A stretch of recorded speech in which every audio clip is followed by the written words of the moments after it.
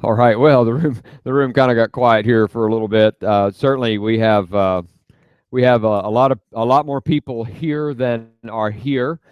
We've got about 70 people that are streamed online through YouTube, and we're glad that you were able to be a part of tonight for sure. I especially want to thank Jason Everett for the use of this room. He works for the company Liberty National. This is the Everett agency that have been so kind to let us use this room. Rob Hammonds, one of his clients are here. Not client, what's the word I'm looking for? A supervising agent is also here with us tonight. He's here to make sure we don't tear the place up. Uh, and then it was so nice that now is Karen still here or did she leave? Karen? Okay, well, she made us some chocolate chip cookies, Karen, so we can congratulate her there. Thank you, Karen, for the chocolate chip cookies. And I'm sorry that you guys don't get any. Uh, yeah. So also want to thank Leah with Kittle's Garage. Leah has done a yeoman's work. What's the word? You've done a lot of work to help me get here. So thank you, Leah, so much for your hard work. She is the owner of Kittle's Garage in North Little Rock, Arkansas.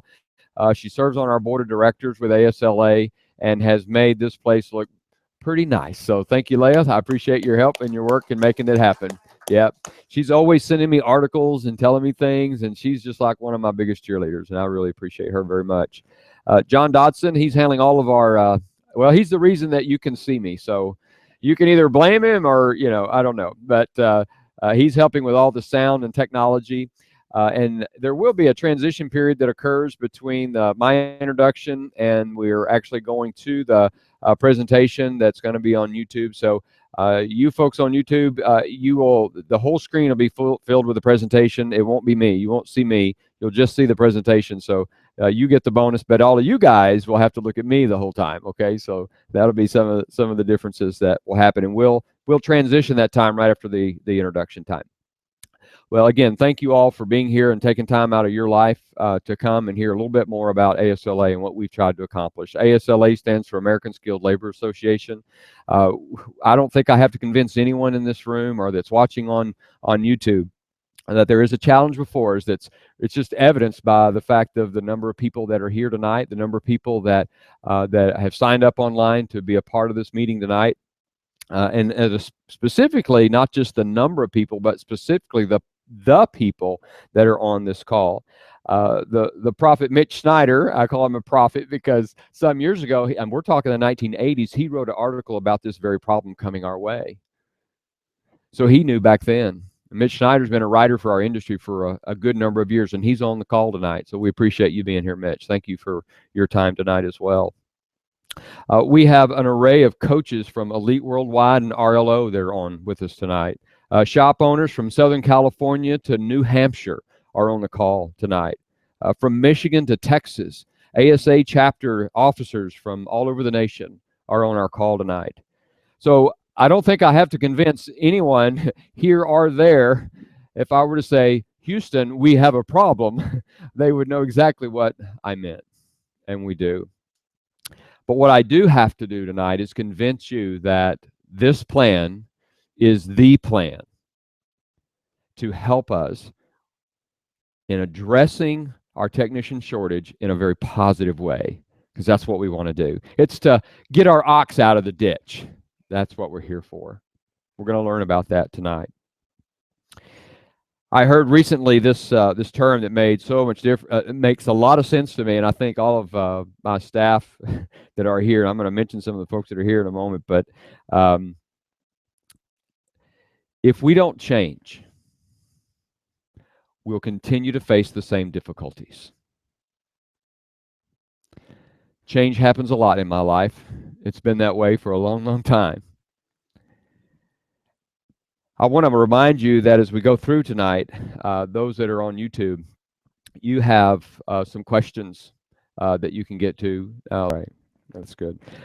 What we've done is we've just, rather than relying totally on technology, those that are on YouTube that have questions, you just need to text me to my cell number, which are on several slides throughout the presentation tonight. I'll go ahead and give it to you now if you want to write it down, but then also it'll be on several slides.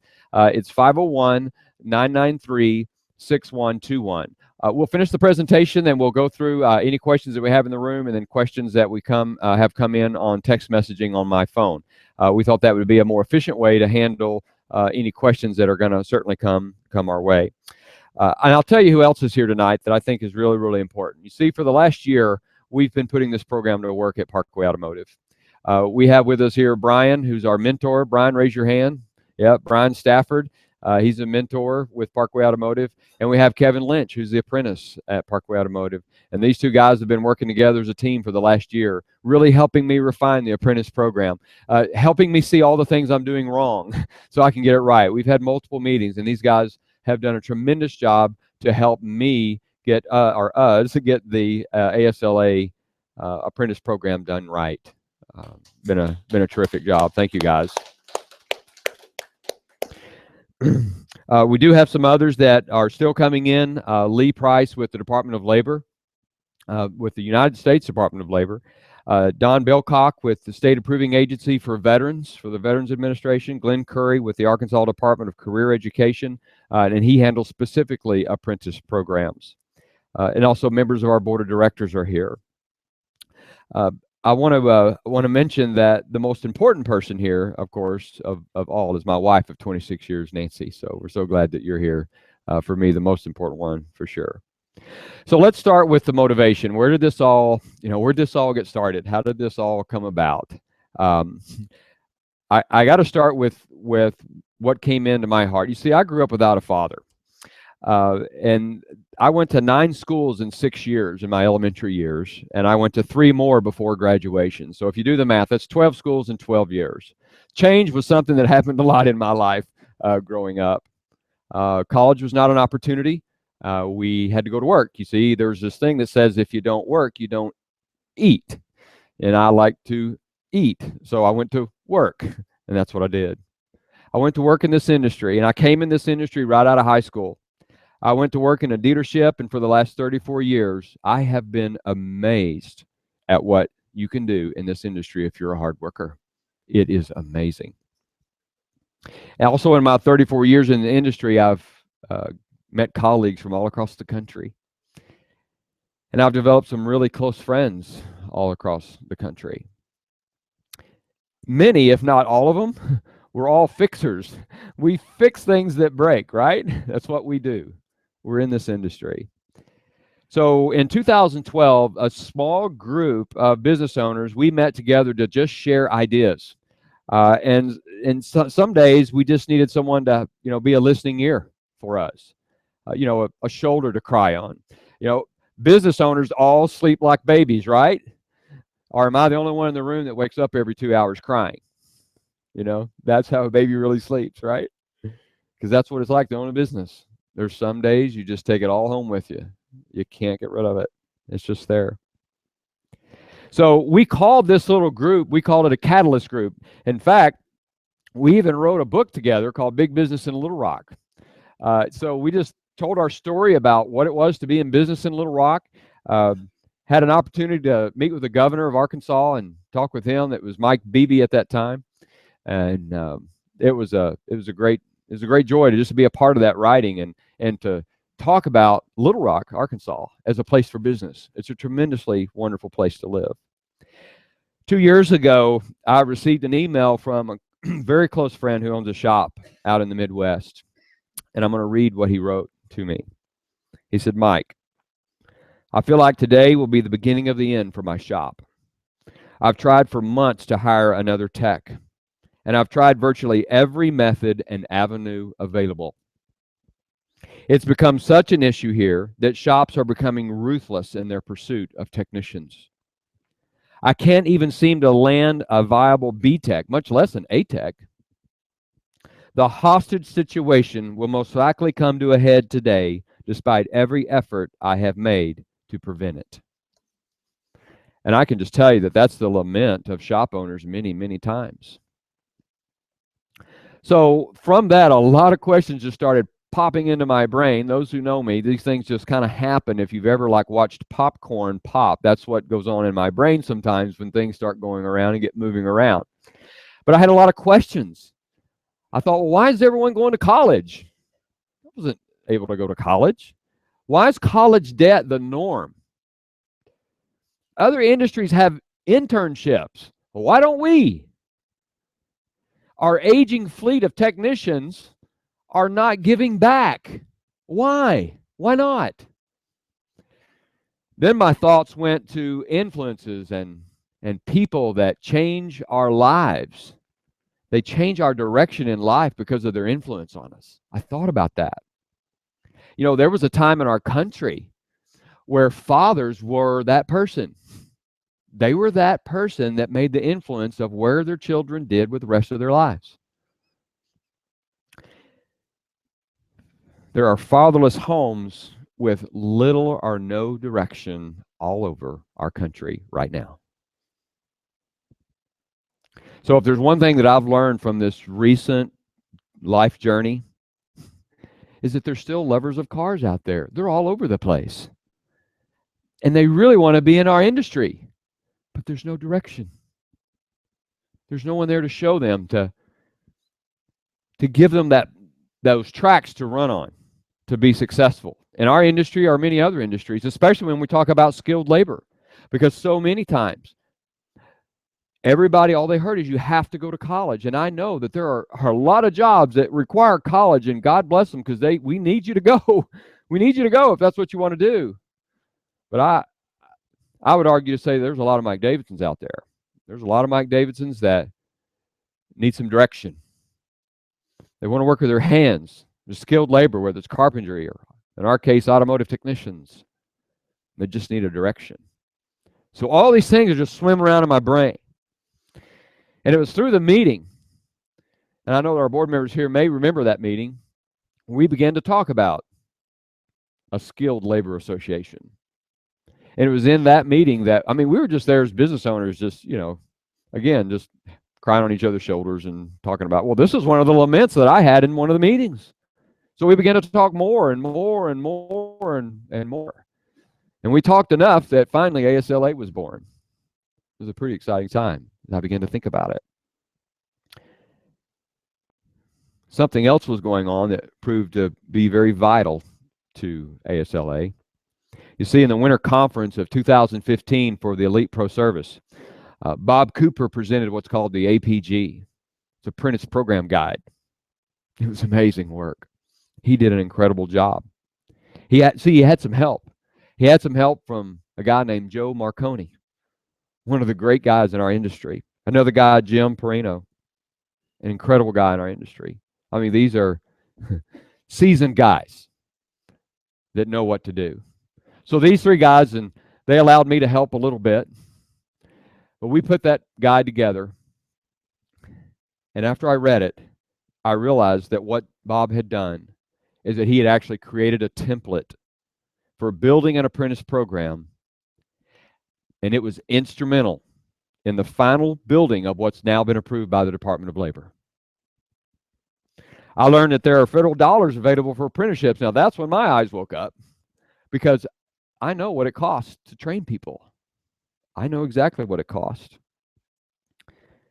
And what was interesting about it is I talked with the federal government and the Department of Labor here locally, that's the representative of the United States Department of Labor, that ASLA could actually be a conduit for shops all across the state of Arkansas and across the nation to have access to those funds. And the reason the shops didn't have access to those funds, because they would have to go through what I've been through the last 2 years in order to receive those funds and to get help. And I'll show you that tonight. So when I think about the world that we live in, the one in which you bring a guy into a facility, a guy or a gal into a repair facility, and no one's really watching that person close. You know, we call them a lube tech, or we call them a person that's just learning the industry. Maybe they just sand the cars down if it's a body shop, or are doing whatever. But there's no one there to guide them. We just need them to produce. No one really has an investment in this person. And many times, more times than not, and I've talked to many, they leave our industry. I've talked to guys, I get emailed every day, the number of people that have applications out there that have the word mechanic or technician, and I'll call them and I'll speak with them. And I'll go, no, I'm not looking to be in the industry. Oh, why not? Just talk to them and ask them. And they'll tell me why. There was nobody investing in them. They were kind of, here's a wrench, go get them, tiger. It's a pretty tough world.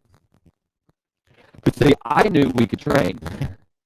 But I also knew that it needed to be one-on-one with close oversight. Because without close oversight, people can die. Wheels can be left off. Brake lines cannot be tightened. Little things. And people die. And have died. It's that important. People don't look at their cars the way technicians do. Technicians are skilled people who have one thing in mind. How can I make this car safe for that customer? Because no one else is going to look under the hood of this car. No one else is going to look underneath this car until I look at it again. My job's important. We got to train them right. They got to have oversight. I also wanted to create a place that our aging fleet of technicians, if I can refer to them as that, could have a place to give back. I don't want them to just retire and take their knowledge with them. What a waste. We can't do that. I wanted to build relationships between the old and the young. Those are relationships that will last a lifetime. They'll never be forgotten. Am I right, Brian? Am I right, Kevin?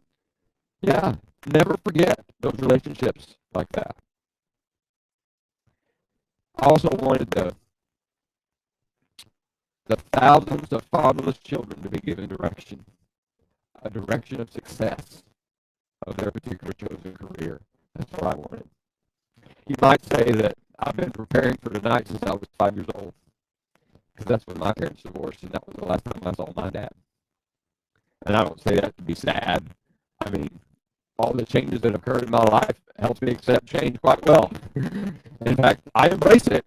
You might even say I'm addicted to it. You know, it is what it is. So, we're going to transition to the actual presentation to help you really understand what ASLA is and what we've done with it and where we want to go with it. So give us just a moment. And again, any questions that you have for those folks that are on YouTube, you're just going to text that message to 501-993-6121. Give us just a moment to make the transition. All right, well, introducing ASLA. What we want to do is we want to get inside the head of how this all came about. Again, ASLA, American Skilled Labor Association. My initial idea with ASLA is that we don't have to do it just here in Arkansas. We can do it all across the United States. We don't have to do it just with the automotive industry. We can choose whatever industry that has skilled labor in it. We can expand that way. So my vision is much farther than just automotive, but this is where we're going to start because that's where my heart is. That's where I live, right? All right, so let's go inside the head. So the purpose right now for ASLA is to provide a vision for the potential of the industry to junior high and high school counselors and students. We want them to know at that age what our industry even has to offer, because for years we've been telling them go to college. All right, so we want to make sure they're aware of it. Again, there are those who need to go to college, but there are those that there might be another path. We want to be that other path. We want to provide real-world training to graduated students. Graduated students means you need a GED to qualify. It's part of the standards in ASLA. You can't drop out of school and join ASLA as an apprentice. You've got to finish high school or a GED. We want to provide clear apprentice and mentor instructions with deadlines. We want those tracks to be run on. It can't be just bring him in and have him work with somebody, him or her. So I've been meeting with people over the last 2 years, and here are a few of their names. I'll just do some name dropping of people in Arkansas because I haven't traveled the nation, okay, with ASLA. I've only, gotten out of Arkansas. I think I may have just gotten a passport recently to even leave the state, right? I've been here my whole life. Chris Massengale, he's the chairman of the Delta Regional Authority. Becky Reinhardt, she's the director of Arkansas Economic Development Commission. Randy Zook, he's the head of the State of Arkansas Chamber of Commerce. And Jane English, she's an Arkansas State Senator for the 34th District. Every one of them, as I sat down eyeball to eyeball for at least 2 hours, showing them the whole plan, going through everything with them, bringing them a binder, they said, this is the missing link. Every one of them used those words. It's the missing link. It's what we've been looking at. See, I can't know everything they know on their side. I can only know what my passion is and what my drive is and what I want to see change in our industry. But they said this is missing link. I said, well, good. We must be on the right track. What do we do next? So I got through it. We look at ASLA. We go, well, who benefits from ASLA? And there's probably some I haven't even thought of. There's probably some things I haven't thought of. And our board of directors and others, even in this room or online, would be able to know. But a shop receives a pre-employment process identifying qualified apprentices. See, we're going to pre-qualify the apprentices. We're going to make sure that these are people that love the industry. We want to make sure that it's people that have the skill, the ability, the love, the desire to be a part of our industry. They're out there. They're everywhere. A steady availability of qualified apprentices. You'll also receive the apprentice program guide. And what you'll really be interested in knowing is the APG. I'll just call it APG because it's easier for me. The APG. It also has a guide in there for service advisors. They're not considered skilled labor, but they still need to be trained. And what you should know is this is a huge gift given to us by Bob Cooper to our industry. He gave it to ASLA. I'm so very thankful for that. Mentoring apprentices, hands-on training, a sense of belonging and ownership. Am I right about that? Tell me if I'm wrong about any of that. Brian, Kevin, am I right? Sense of belonging. Of course they would say that, right? But yes, it does. These guys are friends. Long-term relationship. Kevin Lynch will never forget Brian Stafford, and Brian Stafford will never forget Kevin Lynch for their entire life because of the apprentice program. Lifetime relationships.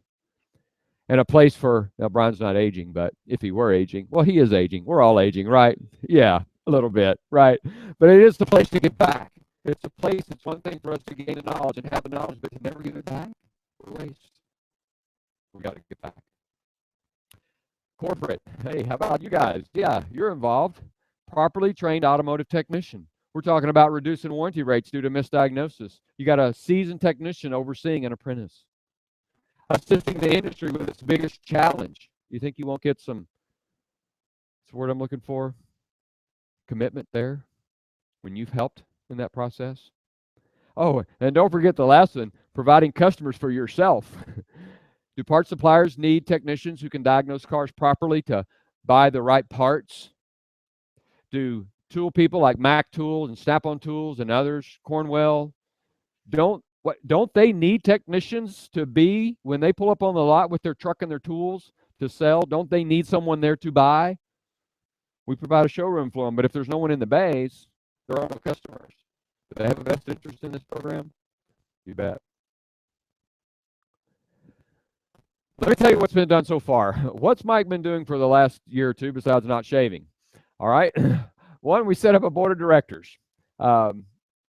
We developed the name and logo. We have a website called skilledlaborus.com. We've written bylaws and a tagline. We have a mission statement. We've written employment requirements. These are people that would actually work for ASLA in a particular role. We've written a job description for 5 people. We only really need 2 to get started to move things along in the right direction because I work for free. Okay. I've written a budget. I have a 1-year, a 3-year, and 10-year goals for the organization. We then applied for nonprofit status with the IRS, and we received that last year, September 2015. With the IRS, we are now a 501c3 public charity. Approved apprenticeship program by the United States Department of Labor. It took a year and a half. We got it done. A lot of work went into that. And right now, because of all the work that was done with the Department of Labor, the Veterans Administration is in process. So they're telling me just a couple of weeks. I met with them last week, and normally it takes like months. So now we're talking about veterans who are leaving the service that have been trained on wheeled vehicles, or they've been trained in different areas, and they want to come into our industry to be automotive technicians. Now they can access funds to help pay for the cost of training to work alongside a mentor. Now that's wise use of federal dollars. The first thing we had to do, of course, when we went back to our meetings as a board of directors, before there was a board of directors and we were just business owners crying on each other's shoulders, the thing we had to do is we had to identify the need, right? Is there a need? Well, we'll go back to a presentation I had to give to the Pro Service back in 2013 and 14. I had to give a report on the state of our industry. And so from 2010 to 2020, this is for automotive technicians, a 17% increase, or 124,800 jobs are expected to be available for automotive technicians during that period of time. We're about a little bit more than halfway through that. That number, of course, has declined a little bit, but I can tell you that a lot of that is because there's been shops closing, because there's no technicians. So there's no job, right? Here's our current training model, and I want to be careful here because the technical schools play a vital role in training, and they do. And there are some really good ones across this country. But there are some that just have not seemed to be able to meet what we need as business owners. I mean, we know what we need, and some haven't been able to produce that for whatever reason. Who knows? Maybe some of you do. But let's just talk about the hours. I'm just going to break down the hours. Let's say you go to high school and you're in the automotive program at a high school. Okay? So there's 180 days in a particular school year. There's 7 days for standardized testing. So that means 173 times 2 hours per day in the classroom gives you 346 hours. Divided by 8, that's 43 and a quarter days. All right? You get that? For 2 years, you get 8 days, or 43 and a quarter days. All right, so times 2 years is 86.5 days, plus in your senior year, those classes are only 50 minutes. So that breaks down at 50 minutes a day to 18.33 days. So the 3-year total with class and hands-on instruction is equal to 105 8-hour days. So just hang with me on these numbers. I'm a numbers guy. 105 8-hour days in high school. Okay, so we go to the 2-year technical school. Technical college 4-semester program, approximately 22 hours a week equals 176 8-hour days. So you take 3 years of high school plus 4 semesters at a technical college, and you've got 281 8-hour days. Well, the certifying entity in our industry is ASC. And ASC alone requires 508 8-hour days on the job before a single certification can be issued. There's a gap there, right? There's a big gap. So as a shop owner, we don't need master technicians coming out of technical colleges.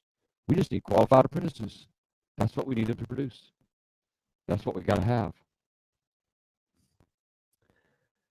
ASLA, our minimum training is 4,000 hours as an apprentice. That's approximately 2 years. Because guess what? It's a job. It's 52 weeks a year. Every day.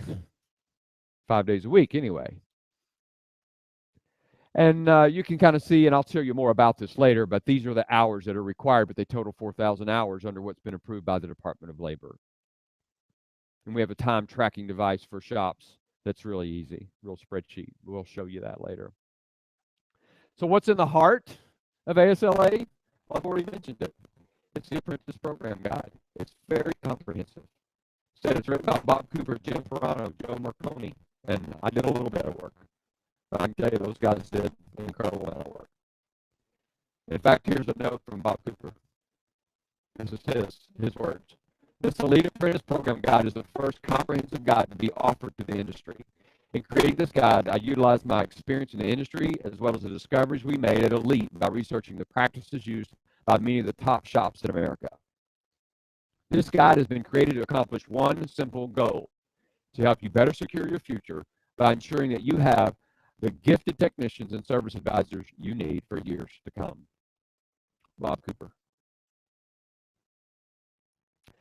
Okay, so let's look at the table of contents. Now, you got to know that Bob Cooper's from Southern California, and you know, I'm from Arkansas. All my schooling is here in Arkansas, so the language is a little bit different in Southern California than it is in Arkansas. So I had to learn a whole new language, but I did, and there's kind of that kind of gives you the table of contents of what's in that guide. Gives you an idea. Well, you know, when I started working with the federal government, I had to learn another language. It was one in Washington, D.C., so this is what theirs looked like. So I've learned 2 languages in the last couple of years, one from Southern California and one from Washington, D.C., and I had to translate. I had to translate what Bob had written and this other gentleman had written in the APG And I had to make it here to get all of this. But what I really want you to focus on is just right down here at the bottom. You see that Appendix A, Appendix B, Appendix C, D, and E? Those are work process schedule and related instruction. This is where the rubber meets the road right there. This is what matters right down here. Apprenticeship agreements. Affirmative action plan, because we need to do that. We need to follow that. Qualifications and selection procedures. And then the one that I think most of us would want to know about is employer acceptance agreement. Now, that could be scary, right? Employer acceptance agreement? How in the world am I going to manage that? And especially from the federal government, that's got to be a huge document. Well, thankfully, due to a lot of good translation, we came up with a document that's only about a quarter page. So that's good, right? Good news, shop owners. You're not going to have to read Obamacare in order to know what it is we're going to do for apprentices. We made it easy. Let's talk about the workplace schedule. Again, need to interpret what was written in the apprentice program guide, and we had to convert it to what's going to happen with the Department of Labor. Had to make these two marry and work well together. Spent a lot of time doing that. We've broken it down into pretty simple sections. We also had to assign the amount of hours that we believe that ought to be spent in training in these particular areas. So you can see there's shop safety. This is job one. Job one, we know how important safety is. We know that a guy can lose a finger in our industry. We know that a guy can get killed. We know that a guy can lose a limb, all because of not being safe. So this is job one. We know that there are things within our shops that can kill people, and they have to know that. So that's job one. And we think there ought to be 420 hours. And I can tell you that all these hours that's what's been approved, and doesn't mean they can't change. And they, as we talk and learn and grow together, maybe that there's some differences there that we can all learn about. Suspension and steering, about 630 hours, and we've broken that down into 6 more sections. Engine performance, we've broken that down into 4. Tires, 1. The round and black. I mean, how much can you learn about tires, right? But they're still important, right? You need them on right. That's for sure. Heating and cooling and air conditioning, or HVAC, we've broken that down into 7 sections, 735 hours. So recommended minimum hours on the job is 4,000 hours. That's what we want. That's minimum. Can go longer if needed. All right? Next thing is related instruction. Because there's one thing to be in the bays, wrench in hand, working on car, and there's other things that we still need to be able to read, we still need to be able to write, and we still need to know arithmetic, and so we need related instruction. So under the program, there's 288 hours of related instruction. Now, I want to be sure and mention that Napa Auto Parts has stepped up, and they have provided 100% of all related training for all apprentices in the ASLA program, 100% of it. They're providing for us. It's already set up. It's already done. We figure out 20 hours in safety and related training, 20 hours in brakes, 42 in electricity and electrical systems, about 55 in engine performance and diagnostics, 11 on tires, still some stuff to learn there, and HVAC, about 75 hours. And then manufacturer vehicle scheduled maintenance, about 65 hours. We've broken that down into 6. So we have a total minimum hours of 288 over a 2-year period of time. We also have a course as a part of the organization that it's called Auto Upkeep that is assigned to the student during their first year as an apprentice that's also considered related training. And all this is tracked and kept up with right on the Napa AutoCare page. Everything goes right there. We also register the apprentice with the Department of Labor. All they care about is to make sure that we have followed their hours of training, and that we that their increase in pay has gone according to the plan, which has all been written and pre-approved.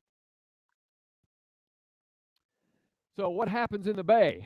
What really goes on in the Bay? Well, that might happen in some cases, but what I really want to see is I want to see a lot more of this. I want to see some really happy people. And I know that there are more and more women getting into our industry working on vehicles.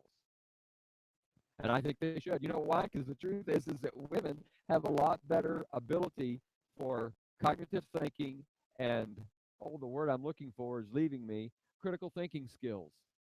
You know, they do. They tend to stop, think, put it all together. But we need more of those in our industry. I think they can do a really great job for us. It's up to us to make it happen. So what does really go on in the bay? There's really just two forms. This one right here is technician time record. Technician simply each day. This is there's 4 years of information, but every single day, the apprentice simply puts in the amount of time that he was there that day, the available time in the upper left-hand corner. You see it on the blue slot. And in the yellow are those things. Well, what did I learn today? And we define for the technician and for the apprentice, what does it mean when I'm training versus production? So we help them understand what that means and how many hours of the day can I do that. You might think, well, I can't even give them a bunch of time clock. What are they going to do? You know, how are they going to do that? Well, I'll tell you why they're going to do that, because there's a lot riding on it. There's a lot riding on that. Why would an apprentice sign off that he learned something if he's in this for a living to become a professional automotive technician and lie?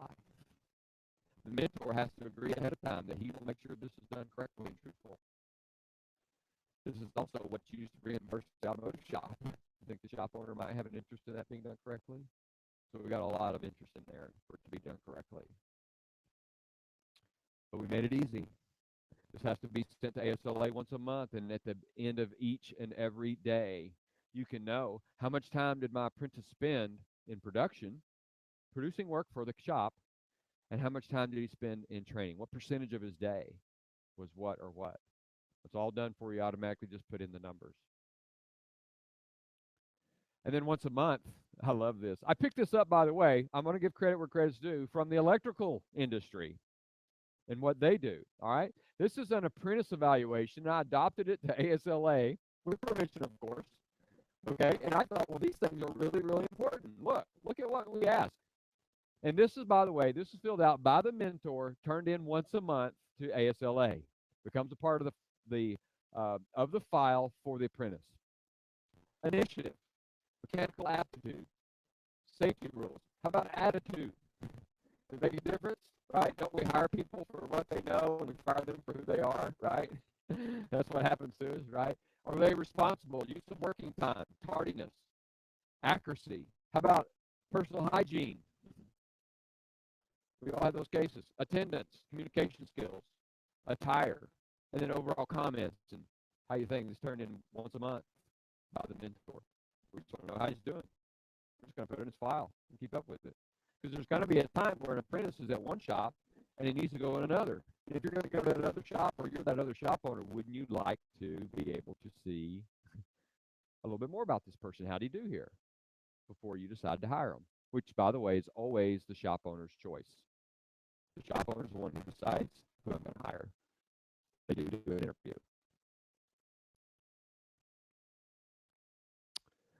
Employer requirements. As an employer, you're required to provide a mentor. And we want you to support ASLA, yes, with a tax-deductible charitable donation of $50 a month or more. And a signed agreement. So it's 3 things you got to do. That's it. Agree to our program, read our program, understand it, understand what your responsibilities are, and really that's it. You need to agree to provide a mentor, you need to be a member of ASLA, and you need to sign the agreement with the Department of Labor. The apprentice also signs an agreement, by the way. That's employer requirements. This is always an important part, right? We can't talk about all of this and not talk about the money. What about the money, Mike? Where does it start? Where does it go? Where does it come from? Okay, well, let me talk about the apprentice to start with. There's tuition for the apprentice. This is not a free government program, okay?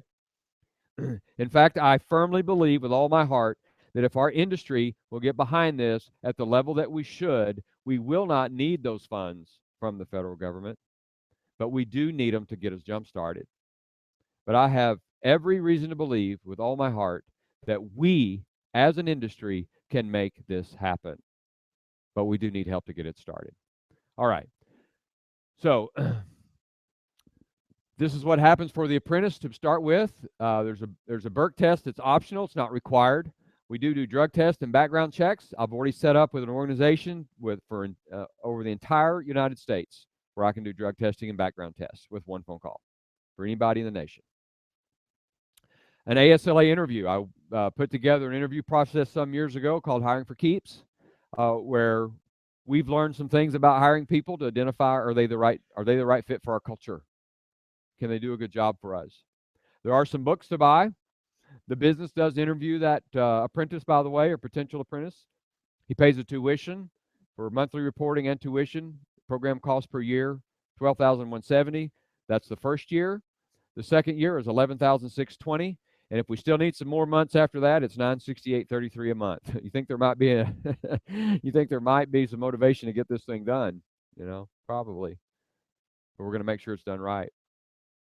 So let's follow the money. All right, let's go through the pattern. It starts with a whole bunch of people in America on the far left to give they give some money. They'll give a little money. No, sometimes they give a lot of money to the feds, and then a little bit of it gets to the Department of Labor. That's where a part of it goes. And then the Department of Labor, they then give it back to each state. They give some of that money to the state. And it's the state who decides which apprentice programs are approved. The money is earmarked for apprenticeship programs. And so they decide at each state level who gets the money. And every single application that I've seen for every state, when we talk about apprentice programs, they have one question. They want to know how many jobs you're providing. That's all they care about, because that's what they're there for, right? Apprentices, jobs. That's their question. Well, see, under the ASLA guidelines, it's 1-to-1. We're not going to put one technician with two mentors or two apprentices or three apprentices. I mean, it'd drive him nuts. Couldn't do it. 1-to-1. That's what we want. And part of that's because it's very important that these guys learn how important their job is so people don't die. 1-to-1. That's the way it should be. So 1-to-1. So the number of shops that we have a direct correlation to the amount of dollars that we get, because you see, they will pay a certain amount of money per job. That's how the money's distributed. That's why they want to know how many jobs and how long a time. So the more shops that we have sign up as ASLA members, no matter where you are in the country, the sooner we can get apprentices on board in the program. Those that are willing and have that heart that we need. Not just a job, but a career. And we're going to provide it for them. It does cost money. I've been tracking the cost of these two guys for a year in my shop. I've had no help from anybody except whatever we could produce. So Brian and Kevin, I've looked at as one person for over a year. And I've tracked the costs. And I know not every shop's like Parkway, not every shop's big as Parkway, some are bigger, some are smaller. It's all over the board. But percentages, you can pretty well count on in a lot of ways. So I want you to know the first 14 weeks was pretty rough going. Look at that chart. I don't have to explain a lot to you to tell you that was pretty rough going. And what I'm measuring here, by the way, is gross profit. Okay, because in my industry and what I've learned in the training that I've had is that we want 70% gross profit off labor.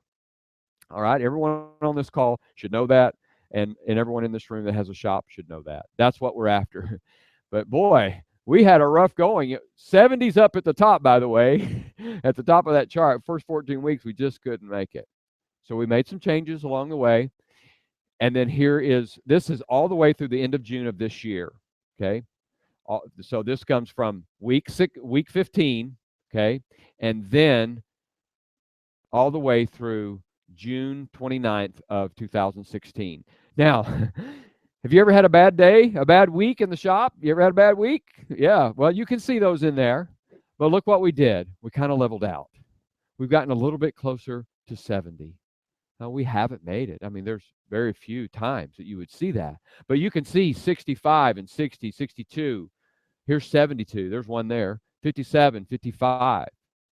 So you see, we don't need we don't need millions of dollars here to fill up that gap. We just need a little help to fill up that gap so that we can, pay the light bill and pay our vendors and pay our employees and benefits and all the other things, the health care, all the things that we do as business owners. But boy, that chart looks a lot better than that one. But this is where it's going to start for every one of you. You got to know that. It's a rocky road. It's tough. And that's where we need help, for sure, right in the beginning. So here's what you can count on right now if you're a shop owner.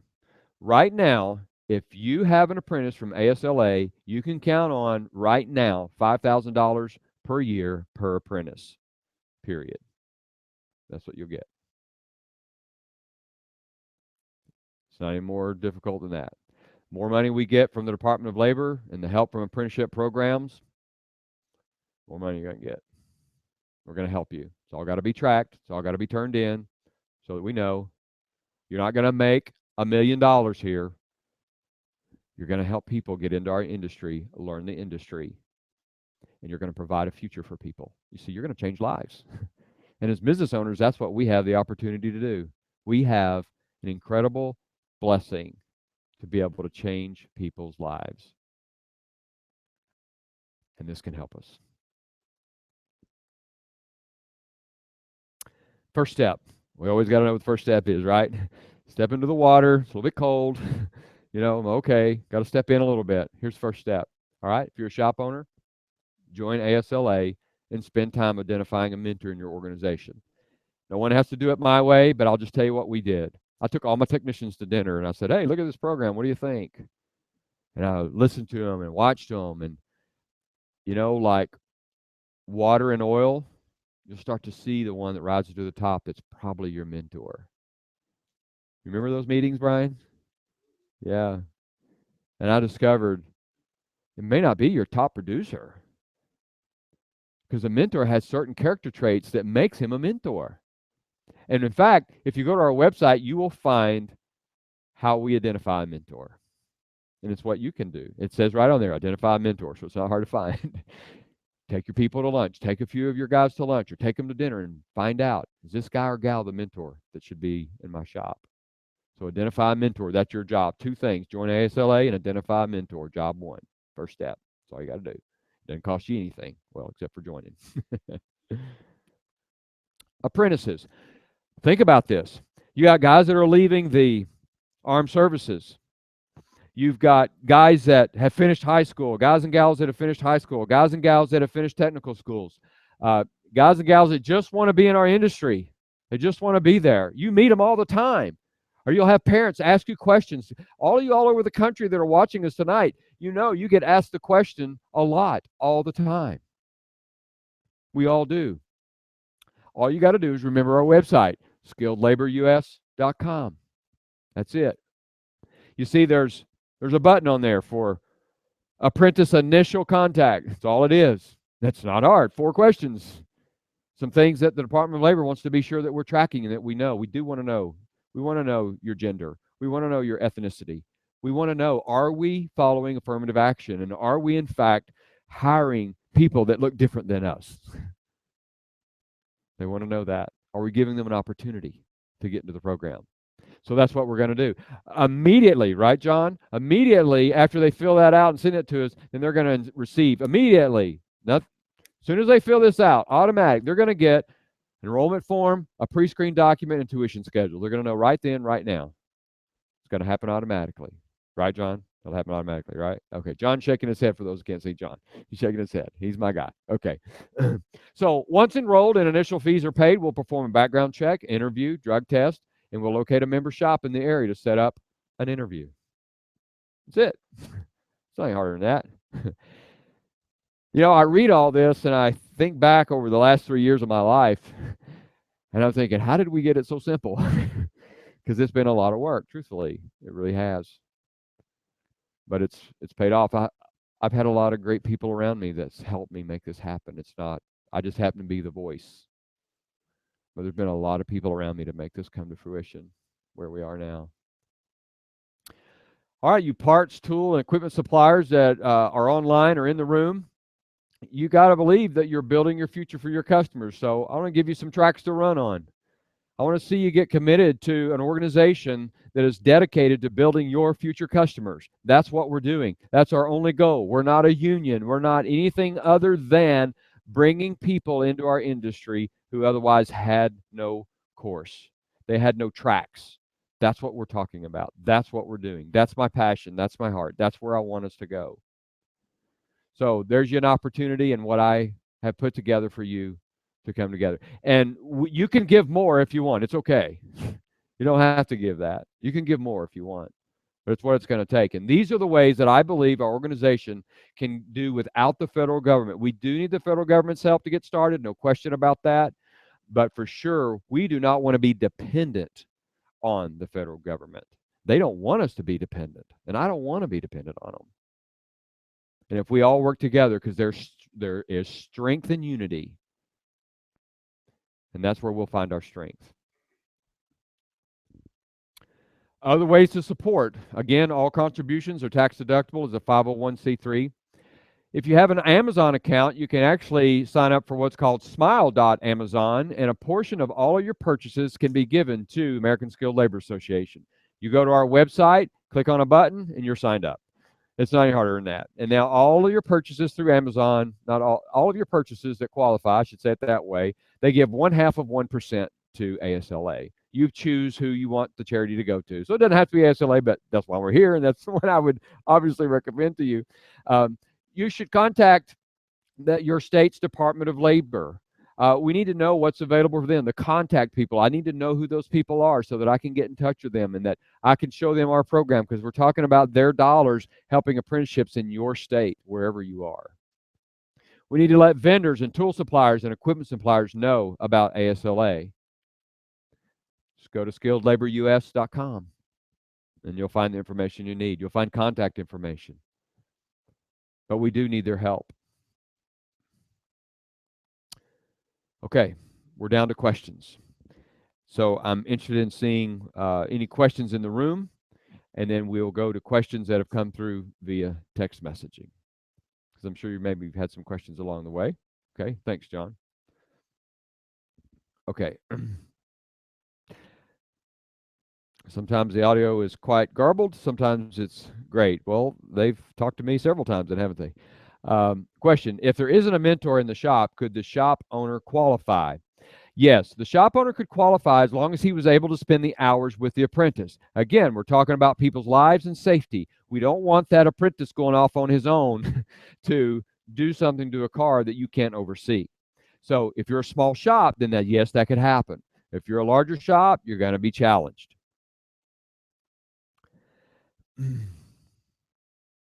Okay. Okay. They're coming in. Okay. One is, what if we already have apprentice tech teams? Well, all that needs to happen there is register the apprentice with the Department of Labor or with ASLA. We will register them with the Department of Labor. They will need to pay tuition and fees, so you would need to look at the program. We can give them credit. So people that have done something in high school or they've done something in technical schools, we can actually give them credit when they come into the program on what they've learned. We just need to know what they've learned. We need to know what they've completed, and we can give them credit toward the completion of the program. So maybe they only need a year. Wouldn't that be great? And some of those things would not be needed if you already have an apprentice in the program. You wouldn't need a background check or drug test, because I would assume you've either done that or you don't care. Okay? Those things have been done. You don't need to do an interview. Those things are in state. So we're really just talking about tuition and reporting. That's all we're really talking about at that point. So it's going to be less money. And I hope I don't miss any. Can this work for all states, or is there more red tape to go through state by state? Listen, we'll handle the red tape with the Department of Labor because it's approved. And this is the reason, as I learned about all of this, not to do the state of Arkansas, but to do the federal U.S. Department of Labor, so that the approval process at any state in the union is much quicker than it is if you just went state by state. We're approved. So, United States Department of Labor.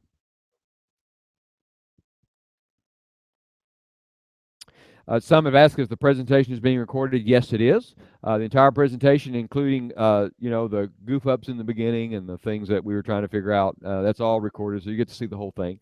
So yes, it'll be recorded, and John can probably answer how we'll get that to you, but it'll be recorded. I'll have it on my YouTube channel for Parkway Automotive, and it's public.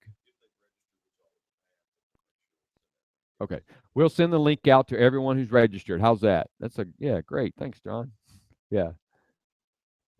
Okay, go ahead.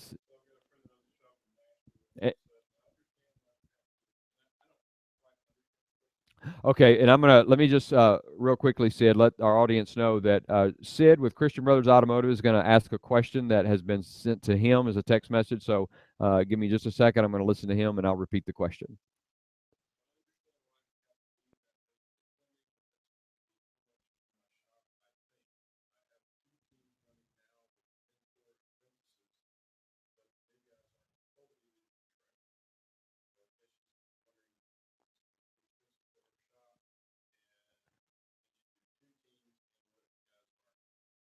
Yeah, yeah. I've been doing an apprentice program at Parkway Automotive. In fact, Brian, my mentor, came into our organization as an apprentice as well. At that point, we called a tech assistant, and he worked alongside a technician.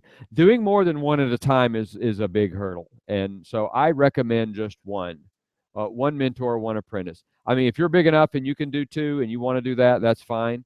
But really, one is what I personally would recommend, just based on my experience as the shop that I am. And I'm a shop with about 6 bays, 7 bays, yeah, 7 bays, and we run 6 technicians and 3 service advisors. So that's the size we are. So we're sort of what we might be considered a medium shop. We're not super large. Oh, thank you. Did I fail to do that? So the question is, can I run two mentors and apprentices, and is it can I afford to do two? I mean, under ASLA guidelines, you can run as many as you want. You run two apprentices, then it's going to be 10 grand a year. If you run one, it's 5 right now. And that money is coming from the tuition from the student.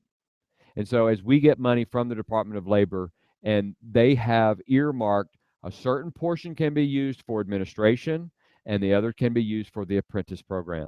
Okay, so whatever that portion ends up being for the apprentice program, that's going to the shops, guys. I mean, I'm not doing this because I'm going to get rich and make a lot of money. I'm doing this because I love our industry. I love people. I want to get people on the right track in our industry. So as much of that money as possible is going to come to you. It's not going to come to me.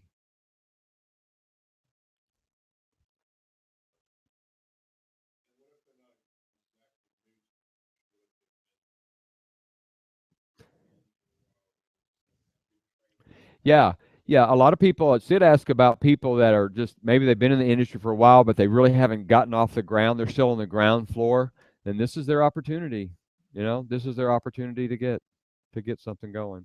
Another question that just came in: the tuition is paid to ASLA or to the apprentice? It is paid to ASLA. That's where the funds are paid to. So we're expecting the student to be a student and pay his tuition to come into the program. That's what we expect. And then a part of that is used for what you saw there in administration of the organization. And then a good portion of it is going right back to the shop for their training when they turn in their hours. That's what it's being used for. Let me tell you what, that guy's receiving a huge amount from you. One-on-one training, you bet. Where's he going to get that? It's huge. Yeah, that's right. It's big. Okay. Okay. Um, okay. In regards to tuition, the student has to pay or the shop is paying. Could that be explained a bit better? Uh, for sure, it doesn't matter who pays, but just know what that money's being used for, as I showed you earlier, and a portion of that is coming back to the shop based on your training. So whether if you want to scholarship a student, but it's primarily the student's responsibility, but if you want to scholarship a student, or the parents who want to pay for their son to go to the apprentice program rather than a secondary education, that's their choice, school choice, right? Then they have that option to do that. I hope that explained. You can.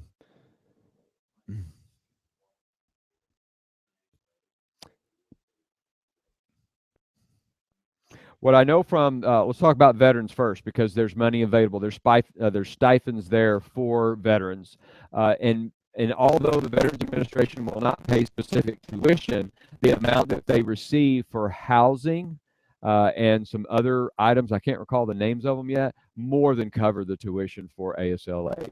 It's a lot, depending on the number of years that they're in service. So what we have on our site is a place especially for veterans, and this would be, and when I say veterans, I mean anybody that served in the armed services. So many of this is from the Veterans Administration. They told me so many guys have no idea that they have benefits available to them. They don't even know. So the first step is if you've served in the armed services, period, okay, that's where you go first. You're going to fill out that form.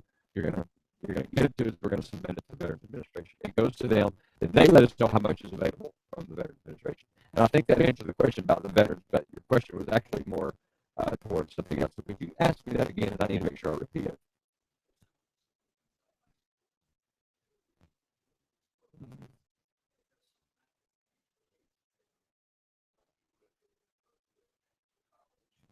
Right. Yeah. Yeah, great. So Larry Golden with Golden Collision Center here in Arkansas asked the question: Is if I'm out of high school and I have can I use a Pell Grant, for example, or could I use some other grant that I would normally use for secondary education? Can I use it for ASLA? The answer to that question right now is no. But I can tell you that all of our country, everyone is saying we've got to do something different for skilled labor than we have in the past, and that might be one of those places because it is being pursued, it is being looked at as an opportunity. That's one of the areas that I'm pursuing now is why can't we use this for skilled labor? Yeah, why can't we? But I also believe that there's a lot of parents that would make a choice between their student going to school for 2 years and wondering if they'll have a job when they get done, or 4 years, or getting a job today, doing what they really love to do, skilled labor, whatever it may be. And get paid, by the way. It is a job. We follow all the guidelines of a regular employee. So you go to school and you get paid.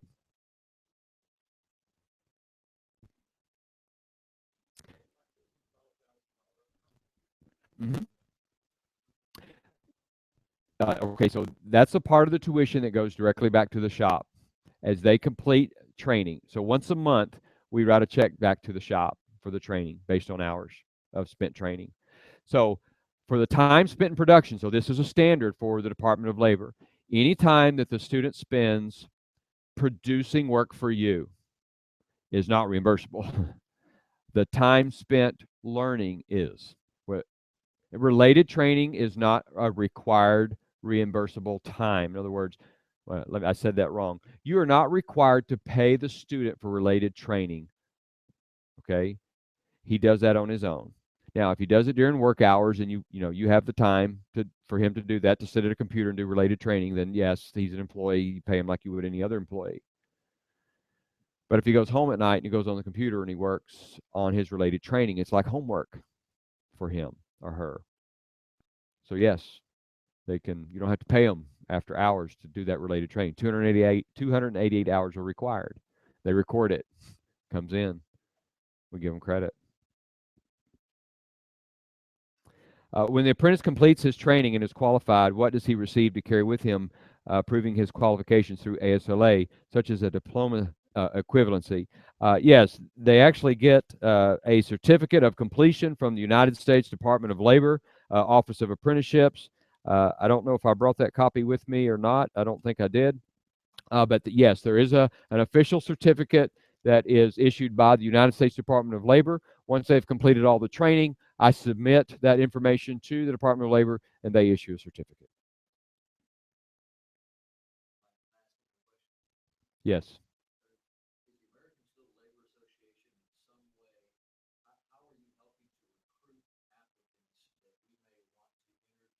Mm-hmm.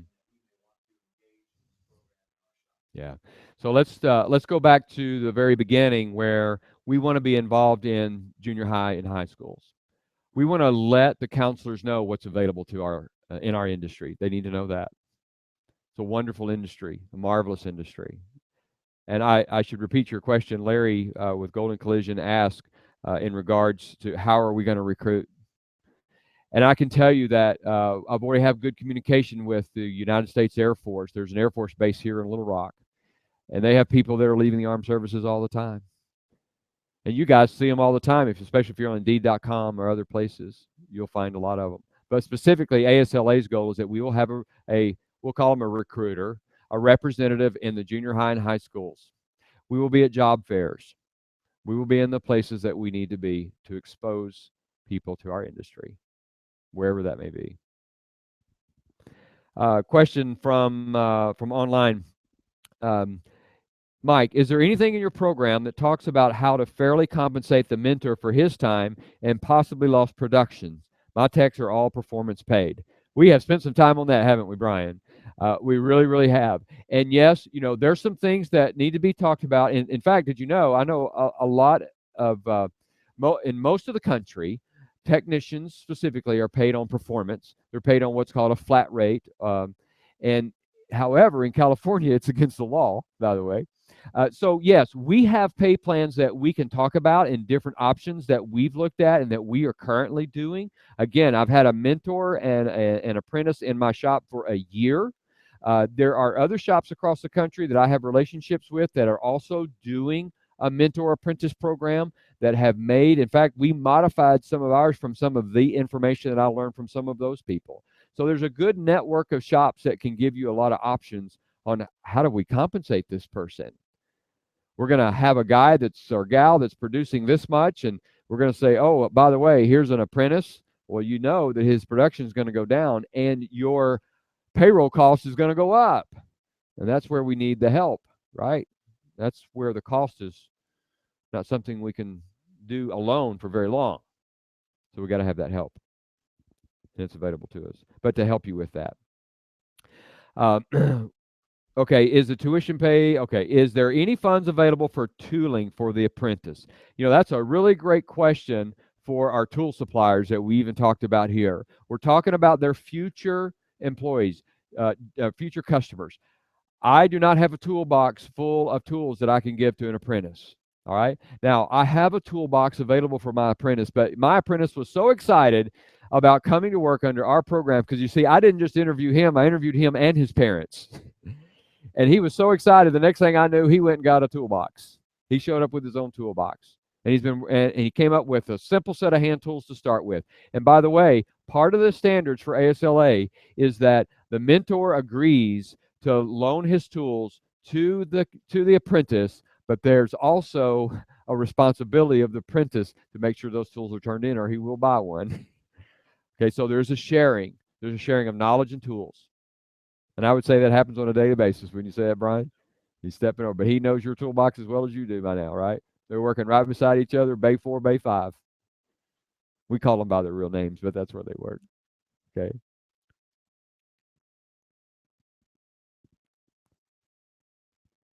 Is there a standard curriculum that needs to follow? Yes, and that's where we married what Bob Cooper had written in the APG and what the Department of Labor requires. We spent a lot of time making those two things marry, so that there would be those tracks to run on, as I've referred to all night long. It's very specific in what task he's to learn, what he's able to demonstrate to the mentor. He has to demonstrate to the mentor that he can do what that says, and the mentor signs off on it. So yes, there's particular things that we've learned. Now, the truth is all that could be changed.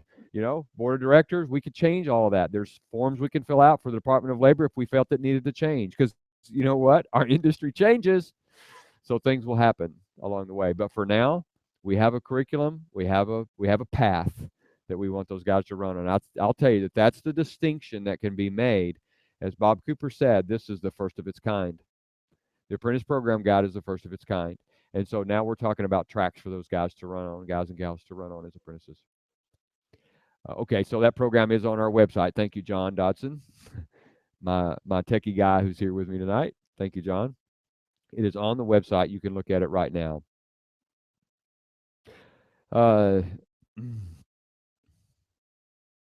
Says, are we paying the are we paying the apprentice an hourly wage while in the program? How you pay the apprentice is totally up to you. He's your employee. Now, I would recommend an hourly wage because he's got a lot. Day one, what's he going to produce about safety? You're gonna teach him how to not die. And so yeah, it probably needs to be an hourly wage would be my recommendation. But again, they're not an employee of ASLA. They're your employee. Do whatever you do. Your hands aren't being tied by me or the Department of Labor in how you pay them, other than there is a percentage of what you pay the mentor that should be paid to the apprentice, and that's in the standards. You'll be able to read those and see what those. But only as they reach competency levels are you expected to have any increase for that student. So there are benchmarks, there are checkpoints, if you will, that have to be reached. If those checkpoints are reached, then the apprentice should expect to get an increase in pay.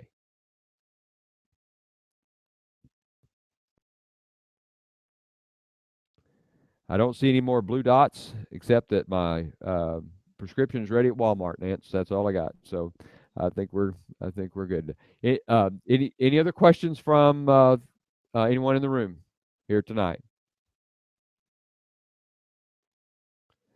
I appreciate the opportunity, both for so many of you that came online and listened to what we had to say about ASLA.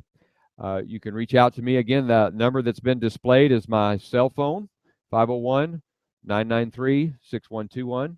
You can call me. You can also reach me through the website at www.skilledlaborus.com. There's a contact page there where you can reach out to me via email, or my cell phone's listed. Just call me. That's how we do it in Arkansas. We just like talking on the phone. That's what we do. So again, thanks again. And again, for those that are on YouTube, I'm really sorry that you don't get to see all the great food that we have back here that Leah put together for us, because what we're going to do right now is we're going to enjoy it. So thank you very much for coming to tonight's meeting.